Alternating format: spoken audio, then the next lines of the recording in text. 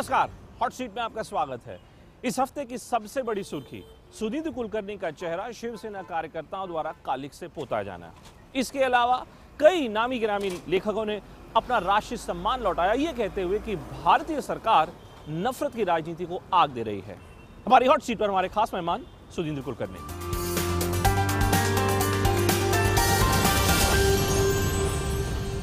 कुलकर्णी साहब, सबसे पहले ये बताएं कि अब देखिए इतने दिन बीत गए जब किसी ने आपके ऊपर काला पेंट डाल दिया, आपने शिव सैनिकों ने। आपके मुताबिक सर ऐसी घटना घटी क्यों आपको टारगेट किया गया? कि इसके पीछे एक शिवसेना की एक मानसिकता है। वो अपने आप को राष्ट्रभक्ति की मोनोपोली उनके पास है, इस प्रकार वो दिखाना चाहते हैं। और राष्ट्रभक्ति का तकाजा है कि कोई भी पाकिस्तानी बम्बई न आए। उन्होंने कहा भी कि हमने बैन इम्पोज किया है। उन्होंने एक पत्र लिखकर हमारे इस प्रोग्राम के ऑर्गेनाइजर्स को कहा कि आप यदि इस खुर्शीद कसूरी के बुक लॉन्च को कैंसिल नहीं करेंगे तो हम शिवसेना स्टाइल में इसको डिस्टर्ब और डिस्टर्ब करेंगे। हमने माना नहीं, तो उन्होंने धमकी को दिखाने के लिए ये हमला किया। लेकिन हमने धमकी नहीं माना। लेकिन आप तो सुधींद्र कुलकर्णी हैं, मतलब आपके तो बाला साहेब से भी बताइए इतने घनिष्ठ संबंध थे। ऐसा तो नहीं कि आप मातोश्री नहीं जाते, ऐसा तो नहीं कि आपकी उद्धव ठाकरे से आपकी मुलाकात नहीं होती या राज ठाकरे से आपकी कभी मुलाकात नहीं हुई। आप भारतीय जनता पार्टी जब सरकार में थी, आपका के साथ हमारे रिश्ते हैं ही आपके, फिर भी ऐसा हुआ, ऐसा क्यों हुआ, ये मैं सवाल पूछ रहा हूं। देखिए, इसलिए हुआ क्योंकि ये उनके लिए कुछ ही दिन पहले गुलाम अली, जो पाकिस्तान के मशहूर गज़ल गायक है, उनका एक कार्यक्रम होने वाला था और उन्होंने धमकी दी आयोजकों को कि आप कैंसिल नहीं करिए, नहीं तो हम शिवसेना स्टाइल में इसको बंद कर देंगे। और आयोजकों ने उसको कैंसिल कर दिया। तो शिवसेना के लिए एक प्रकार से ये प्रेस्टीज इश्यू बन गया कि वहाँ तो उनकी जीत हुई।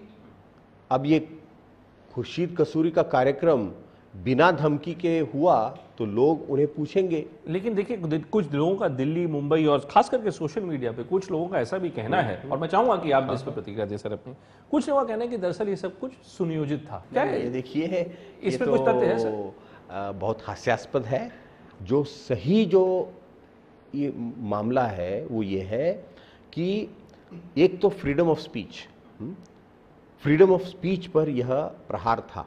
दूसरा कि हम भारत और पाकिस्तान के बीच पीपल टू पीपल कांटेक्ट और पीपल टू पीपल डायलॉग, इसके लिए हमने प्रयास किया था, क्योंकि ये मेरा एक विश्वास है और यह मेरा कन्विक्शन है कि केवल डायलॉग के द्वारा ही, संवाद के द्वारा ही भारत और पाकिस्तान के बीच रिश्ते सुधर सकते हैं। लेकिन कुलकर्णी साहब बताइए, और ये जो डायलॉग है, ये न केवल प्रधानमंत्रियों के बीच, मंत्रियों के बीच, सेक्रेटरीज के बीच, बल्कि लोगों के बीच होना चाहिए। लेकिन ये कैसे होगा सर? आप देखिए, मैं ये आपसे सवाल इससे पूछना चाहता हूं चूंकि आप खुद देखिए भारतीय जनता पार्टी से इतने लंबे समय तक आप जुड़े रहे, अटल बिहारी वाजपेयी के साथ रहे। वाजपेयी जी देखिए नवाज शरीफ से भी मिले, परवेज मुशर्रफ से भी मिले, सबसे मिलते थे। लेकिन जो मौजूदा सरकार है उसने एक तरीके से ये तय कर लिया है कि जब तक पाकिस्तानी सरकार आतंकवाद पर कुछ ठोस कदम नहीं उठाएगी तब तक बातचीत नहीं होगी। देखिए, जहाँ तक आपने कहा कि मोदी सरकार पाकिस्तान से बात नहीं करना चाहती है, ये सच नहीं है। क्योंकि सबसे उनके शपथ विधि जब हुई, स्वेरिंग इन जब हुआ, उसी कार्यक्रम में उन्होंने नवाज शरीफ को बुलाया था। और कुछ ही महीने पहले रशिया में शंघाई कोऑपरेशन ऑर्गेनाइजेशन के समिट के समय वो फिर मिले और बहुत एक अच्छा जॉइंट स्टेटमेंट निकला। कुछ महीनों के बाद मोदी जी को पाकिस्तान जाना पड़ेगा, क्योंकि वो सार्क समिट है। वो सार्क समिट का तो हम बहिष्कार नहीं कर सकते। नहीं सर, लेकिन देख बताइए, हम ऐसे समय में रह रहे हैं जहां पर यही भारतीय जनता पार्टी की जब सरकार थी, वाजपेयी जी प्रधानमंत्री थे, वो तो खुलेआम हुर्रियत कॉन्फ्रेंस से मिलते थे। पाकिस्तानी जब प्रीमियर्स आते थे वो हुर्रियत कॉन्फ्रेंस से मिलते थे, कोई दिक्कत नहीं होती थी। अब भारत सरकार को तो ये भी गवारा नहीं। वाजपेयी जी की जो दृष्टि थी वो थी कि किसी समस्या को हल करने के लिए हमें नॉन डॉगमेटिक रहना चाहिए। समस्या का हल ढूंढना ये महत्वपूर्ण है, और उसके लिए हमें एक विश्वास का वातावरण, म्यूचुअल ट्रस्ट का क्या वातावरण। यही एक फर्क है सर क्या मोदी जी और वाजपेयी जी के बीच में? देखिए, मैं ये कहूँगा कि मोदी जी की जो पाकिस्तान नीति है उसमें इनकंसिस्टेंसीज हैं, वो फ्लिप फ्लॉप हो रहा है। हाँ? कुछ अच्छा कदम भी उठाते हैं और कुछ ये हुर्रियत के साथ बातचीत हुई इसलिए secretary level, national security level बातचीत बंद कर देना। सुषमा जी ने तो कहा रात गई बात गई। सुषमा जी से पूछा गया कि अरे वाजपेयी जी मिलते, तो उन्होंने कहा वो तब मिलते होंगे, रात गई बात गई। ऐसी बात नहीं नहीं आगे है। चली गई। देखिए, वो वाजपेयी जी हो, बाद में डॉक्टर मनमोहन सिंह जी हो, उन्होंने बहुत कोशिश की है हमारे संबंधों को सुधारने के लिए। डॉक्टर मनमोहन सिंह जी भी 10 साल में पाकिस्तान के साथ कुछ ऐसे मसलों पर बैक चैनल डिस्कशन हुआ है, वो मोदी जी के लिए बहुत वो सहायक होगा। लेकिन देखिए सर, आप कह रहे हैं मोदी जी के लिए सहायक होगा, वो तो बड़ी अच्छी बात है, सुनने में अच्छा लगता है। लेकिन देखिए कि हो क्या रहा है जमीन पर। अमित शाह जी कहीं बिहार में कहते हैं अरे गलत हुआ, प्रधानमंत्री कहीं कहते हैं अरे गलत हुआ। ये गलत सर सिर्फ कहने से कैसे बात बढ़ेगी? कुछ आगे भी तो होना चाहिए ना। देखिए, कुछ सकारात्मक कदम तो उठाया नहीं जा रहा सरकार द्वारा। यहाँ भाजपा के मुख्यमंत्री हैं देवेंद्र फडणवीस। देवेंद्र फडणवीस जी ने बहुत सही कदम उठाया। कदम क्या उठाया उन्होंने सर? देखिए, सबसे पहले उन्होंने हमारे प्रोग्राम के लिए पूरी सिक्योरिटी दी, और इतना ही नहीं, उन्होंने ये मैसेज पहुंचाया कि हम शिवसेना कुछ करेगी, हम बर्दाश्त नहीं करेंगे। पॉलिटिकली हम हमारे हाथ बंधे हुए हैं, लेकिन फिर भी हम जो है हम कुछ कोशिश करेंगे कि देखिए, ऐसा ना- ऐसी घटना ना मैं घटे। देवेंद्र फडणवीस जी को जानता हूं, उन पर यानी मैं I think he is one of the very good politicians in the country today. मैं आज भाजपा में नहीं हूं, जी, जी, जी। लेकिन ये मेरा प्रामाणिक, ईमानदार एक ओपिनियन है। तो हम किसी केवल ये पार्टी ऐसी है तो उसको लेबल लगाना, ये मेरी दृष्टि, मेरा मैं तो ये दृष्टिकोण समझने नहीं की है। कोशिश कर रहा हूं सर कि जब ऐसी घटना बताइए मुंबई जैसे शहर में घटती है, तो क्यों नहीं जिन लोगों के ऊपर दोष लगना चाहिए उनके खिलाफ कानूनी कार्रवाई क्यों नहीं होती? मैं ये समझना चाहता हूं। देखिए, कानूनी कार्रवाई होनी चाहिए, लेकिन केवल कानूनी कार्रवाई से बात नहीं बनती है। एक there is also something called the court of the public opinion. ये पब्लिक ओपिनियन जो है ना जी, वो इस कोर्ट से भी और पुलिस से भी वो शक्तिशाली होता है। लेकिन सर ये और कैसे? आज जी। मैं ये कहना चाहता हूं कि मुंबई की जनता, महाराष्ट्र की जनता और देश की जनता, ये जो हुआ घोर निंदा उन्होंने की है, और इससे मैं चाहूंगा कि शिवसेना इस पर कुछ आत्मावलोकन करे। लेकिन आत्मलोकन तो क्या होगा? देखिए यहाँ पे भारतीय जनता बात कहां से कहां पहुंच गई है। संजय राउत जी कह रहे हैं ये वही मोदी जी हैं जो कि गोधरा के कारण जो कि सुर्खियों में आए थे। भारतीय जनता पार्टी अब कह रही है कि हमें सोचना पड़ेगा कि क्या हमारा शिवसेना के साथ संबंध रहना चाहिए कि नहीं रहना चाहिए। देखिए, मैं बीजेपी और शिवसेना के बीच जो रस्सी खेच चल रहा है उसके बारे में कुछ कहना नहीं चाहता हूं, क्योंकि मेरा फोकस यही है कि भारत की जनता और पाकिस्तान की जनता जो अमन चाहते हैं, जो सहयोग चाहते हैं, जो इस लगभग 70 साल का जो इतिहास है, जो टेंशन, हॉस्टिलिटी, कॉन्फ्लिक्ट और जंग का इतिहास रहा है, ये इतिहास को हम खत्म करें और एक नया इतिहास रचें। इतिहास तो हम पाकिस्तान के साथ बाद में रचेंगे, पहले हम अपना इतिहास तो ठीक कर लें। पहले मुझे ये बताइए कि क्या आप ये नहीं मानेंगे कि जो ये घटना घटी वो ये भी तो दर्शाता ना सर कि भारत में किस प्रकार का इंटॉलरेंस लेवल जो है वो किस कदापि बढ़ चुका है। क्या आपको चिंता नहीं होती कुलकर्णी जी? आप लेखक हैं, आप राजनीतिक एक्टिविस्ट रह चुके हैं, आपको चिंता नहीं होती इस बात से? भूपेन जी, आपने बिल्कुल सही कहा कि आज देश में, हमारे समाज में असहिष्णुता बढ़ रही है, और प्रधानमंत्री नरेंद्र मोदी जी और उनके जो साथी हैं, मंत्री हैं, वो इस सच्चाई को पहचान ले। असहिष्णुता, कुछ इधर उधर कुछ घटनाएं हो रही है, लेकिन ये बढ़ती गई तो इसके कुछ विपरीत और गंभीर परिणाम हो सकते हैं। आपको नहीं लगता कि सरकार खुद इसके लिए जिम्मेदार है? पूरे देश में आज की तारीख में जितने राइटर्स हैं, राष्ट्रीय स्तर के जो राइटर्स हैं, लेखक हैं, वो सब बेचारे अपने अवार्ड्स को वापस दे रहे हैं इसी बढ़ती हुई असहिष्णुता के कारण। बिल्कुल। और देखिए कि वित्त मंत्री क्या कहते हैं, वो कहते हैं ये तो मैन्युफैक्चर्ड क्राइसिस है जी। नहीं, अभी मैन्युफैक्चर्ड क्राइसिस कैसे है? मैं इससे सहमत नहीं हूं। इसीलिए मैंने कहा कि प्रधानमंत्री जी जो देश के नायक हैं और इस सरकार के मुखिया हैं, वो सच्चाई को समझे, क्योंकि ये असहिष्णुता बढ़ती गई तो इसके किस प्रकार के ये परिणाम होंगे, रिपरकशंस होंगे, ये मैं देख रहा हूँ कि भारत का मुस्लिम समाज वो अपने आप को असुरक्षित महसूस कर रहा है। किस लिए कर रहा है? क्योंकि जो दादरी की घटना, यानी ये तो शर्मनाक घटना है। और सर आप कहते हैं शर्मनाक घटना है, लेकिन यही देखिए भारतीय जनता पार्टी के मंत्री हैं महेश शर्मा जी, वो क्या कहते हैं? वो तो कहते हैं अरे गाय का नाम सुनते ही हमारा खून कौन उठता है। देखिए इस प्रकार के, ये तो भारतीय जनता पार्टी के ही लोग हैं, प्रधानमंत्री के चुने हुए लोग हैं। इस प्रकार के जो वक्तव्य हैं ये बहुत ही गैर जिम्मेदाराना है और इसका गंभीर रूप से, यानी यदि सरकार चाहती है कि उनकी जो एजेंडा है और उनका जो आश्वासन है कि सबका साथ सबका विकास, यदि उस रास्ते पे वो चलना चाहते हैं तो मैं समझता हूं कि समय आ गया है कि वो आत्मावलोकन करे और कोर्स करेक्शन करे।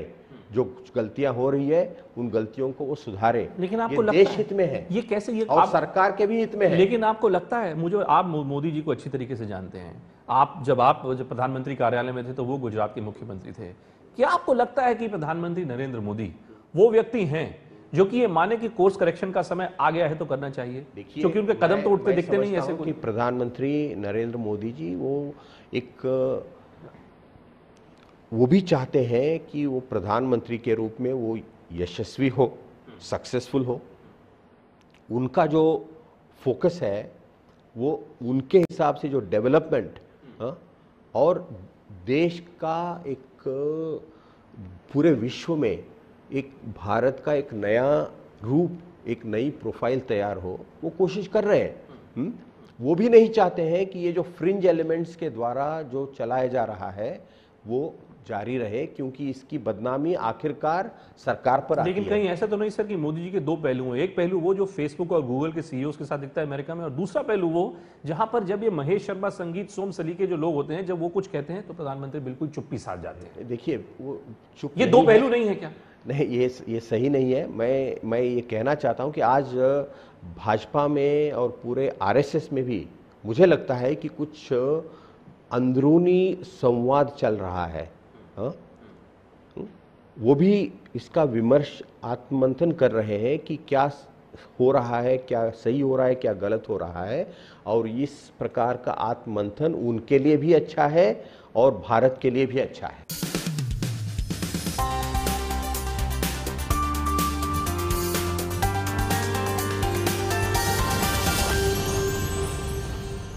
स्वागत है आज हमारी हॉट सीट पर सुधींद्र कुलकर्णी। आप देखिए भारतीय जनता पार्टी से इतने समय से जुड़े हुए हैं, पार्टी का स्वरूप बदल गया, पार्टी की सोच बदल गई। मैं भी बीजेपी को इतने समय से कवर कर रहा हूं, देख रहा हूं।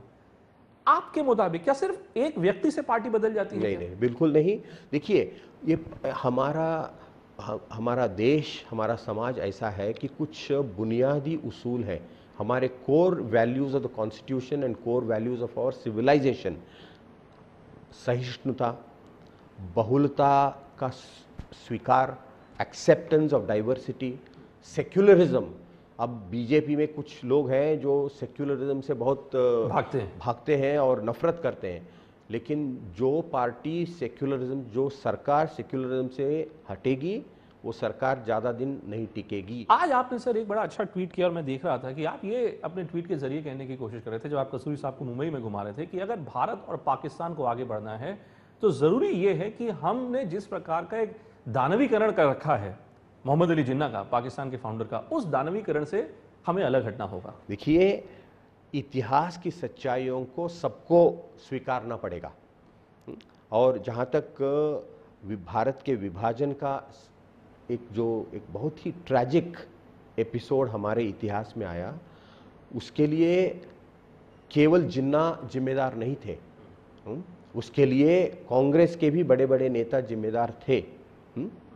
और जिन्ना को जिस प्रकार से हम आज सोचते वो विलन थे, उन्हीं के कारण सब बर्बादी हुई और जो खून खराबा हुआ, ऐसी बात नहीं है। लेकिन इसका एक और पहलू भी है। आपके बड़े अजीज मित्र और आपके साथी रह चुके स्वपन दास गुप्ता, उन्होंने देखिए अखबार में एक लेख लिखा। उनके मुताबिक समस्या क्या हो गई है, चाहे वो शिवसेना की जो घटना हुई वो ये हुई, या दादरी की जो घटना हुई है, जो लेखक जो सब अपने पुरस्कार वापस कर रहे हैं, वो कहते हैं कल्चरल वॉर है। ये कल्चर वॉर उन लोगों द्वारा छेड़ी जा रही है जो नेहरूवियन कंसेंसस में, नेहरूवियन आइडियाज में भारत के विश्वास रखते थे और अब इररेलेवेंट हो गए हैं।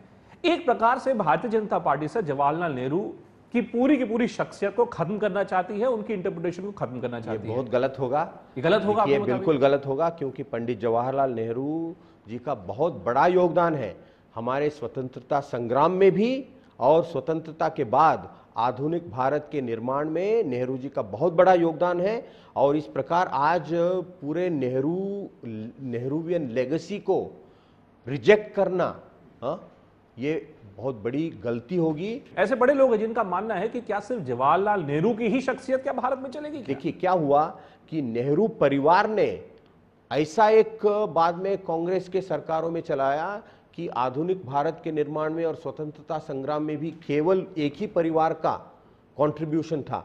वो गलत था। वो भारत के लिए स्वीकार नहीं है। लेकिन नेहरू की शख्सियत को बरकरार रखना चाहिए। बिल्कुल रखना। नेहरूवियन कंसेंसस जो था भारत का, या इंदिरा गांधी हो या राजीव गांधी हो, सब ने भारत की सेवा की है। अंत में सर मैं आपसे सिर्फ एक सवाल ये पूछना चाहूंगा कि आप देखिए, आपका इतना लंबा कार्यकाल रहा है आपका, आप लेफ्ट राइट सेंटर सब किस्म की राजनीति से आप जुड़े रह चुके हैं। आज की डेट में सर जो भारत की मौजूदा केंद्र सरकार है, क्या उस केंद्र सरकार से भारत के एक बहुत बड़े समाज को, मुस्लिम समाज को खास तौर पे, रिलीजियस माइनॉरिटीज को डर क्यों लगता है? डर लग रहा है, इस सच्चाई को समझना होगा। इसमें कुछ लेजिटिमेट रीजंस है, जायज कारण है, और कुछ यानी जो परिस्थिति के कारण या प्रोपेगेंडा के कारण वो भी कारण है। नरेंद्र मोदी जी का एक प्रॉमिस है, आश्वासन है, सबका साथ सबका विकास। लेकिन भारत का एक तबका, उनको नहीं लग रहा है कि हम इस विकास में हम आ गए हैं। और केवल भारतीय जनता पार्टी नहीं, इससे पूर्व जो कांग्रेस की सरकारें थी उनके कार्यकाल में भी मुस्लिम समाज पीछे रहा। सच्चर कमेटी ने यही तो दर्शाया है। तो हम केवल बीजेपी को या मोदी जी को दोष नहीं दे सकते हैं। ठीक बात है, लेकिन आज मोदी जी की उनको जिम्मेदारी नहीं जा बनती रहा है, उनको मेन स्ट्रीम में जोड़ा नहीं जा रहा, ये समस्या है। आज मोदी जी जो चूंकि वो प्रधानमंत्री है, उनकी जिम्मेदारी है, उनका दायित्व है कि वो मुस्लिम समाज को एक ऐसा एक रीअश्योरेंस दे कि हम आपके साथ हैं, आप हमारे साथ हैं, और पूरा देश वो एक है। हम सब एक होकर चलेंगे तो देश का विकास होगा। तो इसलिए आज मैं चाहूंगा कि मुस्लिम समाज और आज की सरकार के बीच एक नया इक्वेशन शुरू हो, पैदा हो, एक नया, वो देश के हित में है। आपने सर हमारे सभी सवालों का जवाब दिया, आपका बहुत बहुत धन्यवाद।